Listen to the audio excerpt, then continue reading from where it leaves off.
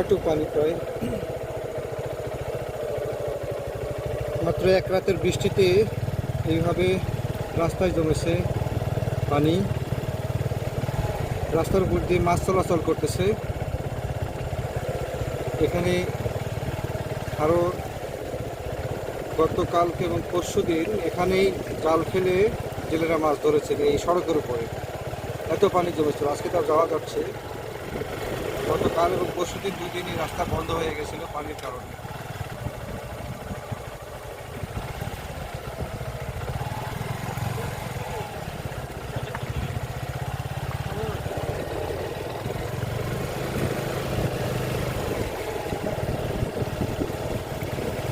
তিন দিন ধরে জমে আছে এই রাস্তায় পানি।